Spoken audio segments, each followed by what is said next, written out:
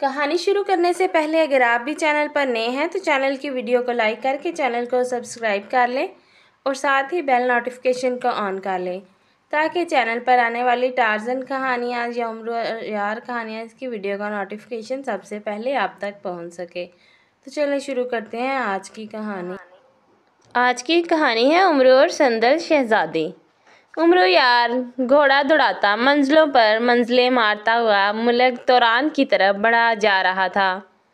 سردار امیر حمزہ نے اسے ملک توران کے بادشاہ کے پاس ایک ضروری پیغام دے کر بھیجا تھا، کیونکہ سردار امیر حمزہ کو اطلاع ملی تھی کہ ملک توران کا بادشاہ طلسم ہوشربا کے شہنشاہ افراسیاب کا دوست بن گیا ہے اور وہ سردار امیر حمزہ اور افراسیاب کے مقابلے کے دوران افراسیاب کی امداد کرے گا۔ سردار امیر حمزہ کو معلوم تھا کہ ملک توران کا بادشاہ قیمتی ہیروں کا بے حد شوقین ہے اور شہنشاہ افراسیاب نے اس کی کمزوری سے فائدہ اٹھاتے ہوئے اسے ایک 6 کونوں والا ہیرا تحفے میں دیا کہ اپنی مدد کے لیے آمادہ کر لے۔ اس لیے سردار امیر حمزہ نے سوچا کہ اس بادشاہ کو 8 کونوں والا ہیرا تحفے میں دے کر افراسیاب کے مقابلے میں اپنی مدد کے لیے آمادہ کیا جائے۔ یوں تو سردار امیر حمزہ یہ ہیرا دے کر اپنے کسی بھی سردار کو بادشاہ کے پاس بھیج سکتا تھا، لیکن اسے معلوم تھا کہ تمام سرداروں کی نسبت عمرو یار اس ہیرے کی حفاظت زیادہ اچھی طرح کر سکتا ہے، اس لیے اس نے یہ ہیرا دے کر عمرو یار کو بھیجا تھا۔ 8 کونوں والا ہیرا دنیا کا نایاب ترین اور انتہائی قیمتی ہیرا تھا اور عمرو یار مدتوں سے سوچ رہا تھا کہ کسی روز سردار امیر حمزہ بہت خوش ہوں تو وہ اس سے یہ ہیرا مانگ لے، لیکن اس کی آج تک جرات نہ ہوئی تھی۔ اور اب جب کہ سردار امیر حمزہ نے یہ 8 کونوں والا ہیرا اسے دیا کہ وہ یہ ہیرا ملک توران کے بادشاہ کو دے کر اس سے وعدہ لے لے کہ وہ افراسیاب کے مقابلے میں سردار امیر حمزہ کی حمایت کرے گا، تو سچ مچ عمرو یار کے پیٹ میں مروڑ اٹھنے لگے۔ اس نے سردار امیر حمزہ سے تو کچھ نہیں کہا، لیکن اپنے دل میں ضرور فیصلہ کر لیا تھا کہ وہ یہ ہیرا ہر قیمت پر اپنے پاس رکھے گا اور توران کے بادشاہ کو اپنی یاری سے سردار امیر حمزہ کی حمایت کے لیے آمادہ کرے گا۔ چنانچہ امیر حمزہ کے لشکر سے نکل کر وہ منزلیں مارتا ہوا ملک توران کی طرف بڑھا جا رہا تھا اور دل ہی دل میں ایسی یاریاں سوچ رہا تھا جس سے وہ ہیرے کا مالک بھی بن جائے اور سردار امیر حمزہ کا کام بھی ہو جائے۔ اس کا گھوڑا اس وقت ویران علاقے سے گزر رہا تھا جہاں دور دور تک اونچے نیچے ٹیلے تھے اور ایک بھی درخت کہیں نظر نہ آ رہا تھا۔ سخت گرمی کی وجہ سے عمرو یار کا پیاس سے برا حال تھا۔ گھوڑا بھی ہانپ رہا تھا لیکن پانی دور دور تک کہیں نظر نہ آ رہا تھا۔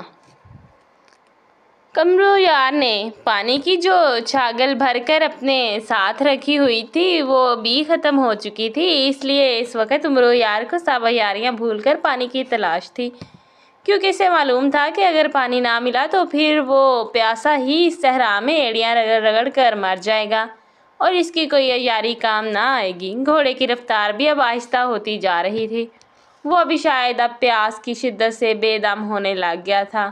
اسی لمحے عمرو یار کی نظریں دور صحرا میں بنی ہوئی ایک بڑی سی جھونپڑی پر پڑ گئی۔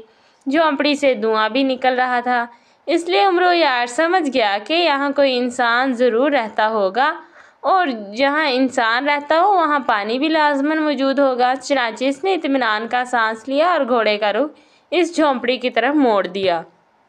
گھوڑے کو بھی شاید احساس ہو گیا تھا کہ اس جھونپڑی سے اسے پانی مل سکتا ہے، اس لیے اس کے قدم بھی آگے تیز ہو گئے تھے۔ تھوڑی دیر بعد عمرو یار جھونپڑی کے دروازے پر پہنچ گیا۔ دروازہ بند تھا۔ عمرو یار گھوڑے سے اترا اور دروازے پر دستک دی۔ "کون ہے اندر سے؟" ایک انسانی آواز سنائی دی۔ آواز کسی عورت کی تھی۔ "میں مسافر ہوں، مجھے پیاس لگی ہے"، عمرو یار نے باہر سے جواب دیا۔ "دروازہ کھلا ہے، اندر آ جاؤ"، وہی آواز اندر سے سنائی دی اور عمرو یار نے دروازے کو دھکیلا تو وہ کھل گیا۔ عمرو یار اندر داخل ہوا تو اس نے ایک بوڑھی عورت کو دیکھا جو جھونپڑی کے فرش پر رکھے ہوئے گھاس پھوس کے بستر پر بیٹھی ہوئی تھی۔ ایک طرف چولہے میں آگ جل رہی تھی جس کے اوپر ایک میلی اور کالی سی دیگچی چڑھی ہوئی تھی، ادھر گھڑا پڑا تھا۔ پانی پی لو۔ اس بوڑھی عورت نے ایک طرف رکھے ہوئے گھڑے کی طرف اشارہ کرتے ہوئے کہا۔ یہاں سے پانی کا چشمہ کتنی دور ہے؟ میرا گھوڑا بھی پیاسا ہے، امرو یار نے پوچھا۔ چشمہ تو یہاں کہیں بھی موجود نہیں ہے، لیکن تم فکر نہ کرو۔ پہلے تم گھڑے میں سے پانی خود پی لو، پھر اسے بالٹی میں ڈال کر گھوڑے کو بھی پلا دو، اور فکر نہ کرو، اس گھڑے میں پانی کم نہ ہوگا، بوڑھی عورت نے مسکراتے ہوئے کہا۔ اوہ، تو کیا یہ جادو کا گھڑا ہے؟ امرو یار نے چونک کر پوچھا۔ نہ گھڑا جادو کا ہے اور نہ میں جادوگرنی ہوں، یہ ایک ایسا راز ہے جو تمہیں نہیں بتایا جا سکتا۔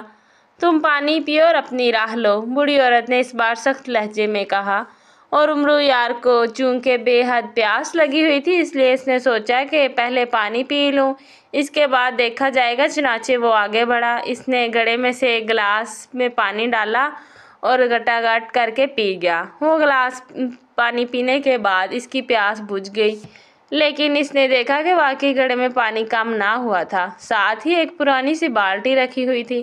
اس نے گھڑا اٹھایا اور اس کا پانی بالٹی میں ڈالا، بالٹی بھر گئی، لیکن جب اس نے گھڑے کو واپس رکھا تو وہ ویسے کا ویسے ہی بھرا ہوا تھا۔ اب تو امرو یار واقعی حیران ہو گیا، اس نے بالٹی اٹھائی اور جھونپڑی سے باہر آ گیا۔ بالٹی جب اس نے گھوڑے کے سامنے رکھی تو گھوڑا، جو پیاس سے بری طرح بے تاب ہو رہا تھا، تیزی سے پانی پینے لگا۔ دیکھتے ہی دیکھتے اس نے بڑی سی بالٹی میں موجود سارا پانی پی لیا، اور پھر بڑے مطمئن انداز میں ہنہنایا۔ تو امرو یار سمجھ گیا کہ اس کی پیاس بجھ گئی ہے، اور وہ بالٹی لے کر اندر آیا اور ساتھ ہی گھوڑے کی زین سے بندھی ہوئی چھاگل بھی اتار لایا۔ اس نے بالٹی ایک طرف رکھی اور پھر اپنی چھاگل پانی سے بھر لی۔ وہ بوڑھی عورت خاموش بیٹھی اسے یہ سب کچھ کرتے دیکھ رہی تھی۔ بہت بہت شکریہ بوڑھی اماں، لیکن اب یہ تو بتا دو کہ اس گھڑے کا راز کیا ہے؟ امرو یار نے مسکراتے ہوئے بوڑھی عورت سے مخاطب ہو کر کہا۔ تم نے اور تمہارے گھوڑے نے پانی پی لیا ہے، بس اتنا ہی کافی ہے، اب تم چلے جاؤ ورنہ نقصان اٹھاؤ گے، بوڑھی عورت نے سخت لہجے میں کہا۔ میں تو چلا جاتا ہوں، لیکن تم اتنی پر اصرار کیوں بن رہی ہو؟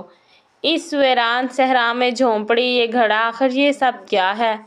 تم کون ہو؟ امرو یار نے حیرت بھرے لہجے میں کہا۔ میں کہتی ہوں جاؤ، فوراً جاؤ، بوٹو رام کی روح ابھی آنے والی ہے، وہ اگر آ گئی تو پھر یہاں سے زندہ نہ جا سکو گے، بوڑھی عورت نے کہا۔ بوٹو رام کی روح؟ کیا مطلب؟ کیا یہ کسی ہندو کی روح ہے؟ لیکن ہندوستان تو یہاں سے بہت دور ہے، امرو یار نے انتہائی حیرت سے کہا۔ روحوں کے لیے فاصلے کوئی حقیقت نہیں رکھتے، اور بوٹو رام کی روح بے حد ظالم ہے، تم فوراً چلے جاؤ، بوڑھی عورت نے کہا۔ ارے تم مجھے نہیں جانتی، میرا نام امرو یار ہے، میں بوٹو رام کی بوٹیاں اڑا سکتا ہوں، تم مجھے بتاؤ کہ یہ چکر کیا ہے؟ امرو یار نے سخت لہجے میں کہا۔ تم واقعی امرو یار ہو؟ اوہ، اب مجھے یاد آ رہا ہے کہ تمہاری شکل واقعی امرو یار جیسی ہے، اور پھر تمہیں بتانے میں کوئی حرج نہیں ہے۔ اصل بات یہ ہے کہ میں بوڑھی نہیں ہوں، میں نوجوان لڑکی ہوں، میں ملک توران کی شہزادی سندل ہوں۔ میری شادی ملک سوراج کے شہزادے سے ہو رہی تھی کہ بوٹو رام کی روح کا وہاں سے گزر ہوا، اسے میں پسند آ گئی، اس نے سوراج شہزادے اور مجھے وہاں سے اغوا کر لیا، مجھے تو اس نے بوڑھی بنا کر اس جھونپڑی میں قید کر دیا، اور میرے منگیتر سوراج شہزادے کو اس نے بندر بنا کر کسی جنگل میں چھوڑ دیا ہے۔ اب وہ کہتا ہے کہ میں اس کے بیٹے بنسی رام سے شادی کر لوں۔ بنسی رام اس کا بیٹا پورا شیطان ہے، وہ انتہائی بدصورت ہے، ایک پیر سے لنگڑا بھی ہے، میں اس سے بھلا کیسے شادی کر سکتی ہوں؟ چنانچہ وہ روز یہاں آتا ہے، اور جب میں انکار کر دیتی ہوں تو مجھے خوب مارتا ہے، اور پھر کل آنے کا کہہ کر چلا جاتا ہے۔ یہ گھڑا اس نے مجھے دیا ہے، اور یہ دیگچی بھی، اس دیگچی کے نیچے آگ جلا دو تو پھر جو کھانا میں سوچوں اس دیگچی میں خود بخود پک جاتا ہے، اور اس گھڑے سے جتنا پانی مرضی آئے نکال لو، یہ اسی طرح بھرا رہتا ہے۔ اس وقت بوٹو رام کی روح کے آنے کا وقت ہے، اس لیے میں تمہیں کہہ رہی تھی کہ تم چلے جاؤ، اگر تم واقعی امرو یار ہو تو خدا کے لیے مجھے اس بوٹو رام کی روح سے بچا لو، تم جو انعام کہو گے میں بادشاہ سے کہہ کر تمہیں دلوا دوں گی، شہزادی سندل نے روتے ہوئے کہا۔ اچھا، میں بھی ملک توران جا رہا تھا، بہرحال ٹھیک ہے، میں تمہیں بوٹو رام سے ضرور بچاؤں گا، لیکن تمہیں وعدہ کرنا ہوگا کہ تم مجھے منہ مانگا انعام دو گی، امرو یار نے خوش ہوتے ہوئے کہا۔ میں وعدہ کرتی ہوں، شہزادی سندل نے فوراً جواب دیا، اور امرو یار نے جواب میں اسے بتایا کہ وہ کسی مقصد کے لیے ملک تران جا رہا تھا اور کیا تحفہ لے کر جا رہا ہے۔ اس کی خواہش ہے کہ یہ ہیرا اس کے پاس رہے اور بادشاہ توران بھی سردار امیر حمزہ کی مدد کرے۔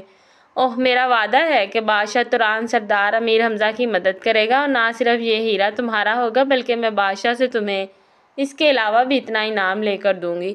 شہزادی سندل نے فوراً ہی وعدہ کرتے ہوئے کہا، اور امرو یار کا دل خوشی سے بے اختیار اچھلنے لگا کہ اس کا مقصد پورا ہو رہا ہے۔ لیکن تمہارے باپ نے اس بوٹو رام کی روح کے خلاف افراسیاب سے مدد نہیں مانگی، وہ تو خود بڑا جادوگر ہے۔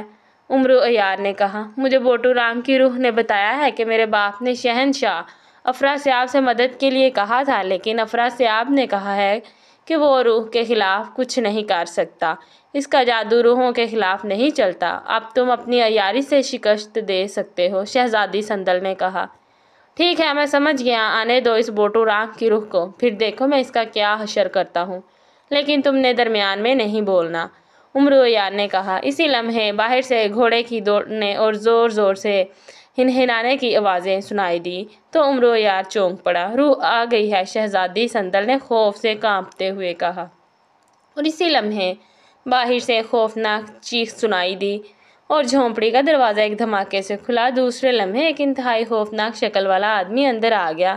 اس آدمی کا آدھا سر گنجا تھا، جبکہ سر کے پچھلے حصے سے انتہائی گھنے کالے بالوں کی ایک چوٹی سی اس کی کمر تک جا رہی تھی۔ اس نے کانوں میں بڑے بڑے بالے پہن رکھے تھے، یہ بالے خالص سونے کے تھے۔ اس کا چہرہ نیچے سے چوڑا اور اوپر سے تنگ تھا، منہ اور ناک بہت بڑے بڑے تھے، منہ میں سے خوفناک اور بڑے بڑے دانت صاف دکھائی دے رہے تھے۔ اس کی ایک آنکھ تو عام سی تھی، لیکن دوسری آنکھ بہت زیادہ پھیلی ہوئی تھی۔ یہ آنکھ زرد رنگ کی تھی اور اس کا ڈیلا چھوٹا تھا، بلی کی آنکھ کے ڈیلے جتنا۔ اس کے چہرے اور جسم کا رنگ گہرا نیلا اور سرخ تھا، جس کی وجہ سے اس کی شکل انتہائی خوفناک اور بھیانک تھی، اتنی بھیانک کہ ایک بار تو امرو یار کو بھی خوف کے مارے جھرجھری سی آ گئی، لیکن وہ جلد ہی سنبھل گیا۔ اوہ ہاں، دو دنیا کا سب سے بڑا عیار یہاں موجود ہے۔ کیوں امرو یار، کیسے آنا ہوا؟ اس بد شکل آدمی نے بڑے خوفناک انداز میں ہنستے ہوئے کہا۔ میں پانی پینے آیا تھا، مجھے پیاس لگی تھی، امرو یار نے جلدی سے جواب دیا۔ تو تم نے پانی پی لیا، لیکن اب تم زندہ یہاں سے باہر نہیں جا سکتے، کیونکہ میں نہیں چاہتا کہ کسی کو اس جھونپڑی اور یہاں موجود سندل شہزادی کا پتہ چل سکے، بوٹو رام کی روح نے زوردار انداز میں قہقہ لگاتے ہوئے کہا۔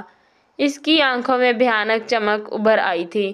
شہزادی سندل کہاں ہے؟ یہاں تو یہ بوڑھی عورت بیٹھی ہوئی ہے جو میری کسی بات کا جواب ہی نہیں دیتی، بس یہی کہہ رہی ہے کہ میں یہاں سے چلا جاؤں۔ اور تم کون ہو؟ امرو یار نے کہا۔ اچھا، تو اس نے تمہیں کچھ نہیں بتایا؟ تم بڑے عیار ہو، میں جانتا ہوں، لیکن میرے سامنے تمہاری عیاری نہیں چل سکتی، اور نہ ہی تمہاری زنبیل میں موجود کسی چیز کا مجھ پر اثر ہو سکتا ہے، کیونکہ میں روح ہوں، بوٹو رام کی روح۔ بوٹو رام کی روح نے فاتحانہ لہجے میں کہا۔ مجھے تو تم پاگل نظر آ رہے ہو جو اس بوڑھی کو سندل شہزادی اور خود کو روح کہہ رہے ہو۔ یہ بد شکل بوڑھی بلا سندل شہزادی کیسے ہو سکتی ہے؟ اور تم اچھے خاصے جیتے جاگتے انسان ہو، پھر تم روح کیسے ہو سکتے ہو؟ امرو یار نے جان بوجھ کر برا سا منہ بناتے ہوئے کہا۔ تم دیکھنا چاہتے ہو جو میرا کمال؟ یہ دیکھو، بوٹو رام کی روح نے قہقہ لگاتے ہوئے کہا، اور ساتھ ہی اس نے دونوں ہاتھ اٹھا کر زور سے بوڑھی عورت کی طرف کر کے انہیں فضا میں ہلانا شروع کر دیا۔ دوسرے لمحے اس بوڑھی کے گرد نیلے رنگ کا دھواں سا پھیل گیا۔ جب دھواں ختم ہوا تو امرو یار واقعی یہ دیکھ کر حیران رہ گیا کہ اب اس بوڑھی کی جگہ ایک انتہائی خوبصورت شہزادی بیٹھی ہوئی تھی۔ اوہ، یہ تو واقعی سندل شہزادی ہے، ملک توران کے بادشاہ کی بیٹی، اس کی تو شادی ہو چکی ہے، امرو یار نے جان بوجھ کر حیرت بھرے لہجے میں کہا۔ تم درست کہہ رہے ہو، یہ واقعی ملک توران کی شہزادی ہے، اور اس کی شادی سوراج کی شہزادے کے ساتھ ہو رہی تھی کہ میں وہاں سے گزرا اور یہ مجھے پسند آ گئی۔ اگر میں روح نہ ہوتا تو خود اس سے شادی کر لیتا، لیکن چونکہ روح شادی نہیں کر سکتی، اس لیے اب میں اس کی شادی اپنے بیٹے بنسی رام سے کراؤں گا۔ لیکن یہ مان نہیں رہی۔ بوٹو رام کی روح نے کہا، اگر میں اسے منوا دوں تو بولو کیا انعام دو گے؟ امرو عیار نے فوراً کہا، اوہ ہاں، تو تم امرو عیار ہو، تم اپنی یاری سے واقعی اسے منوا سکتے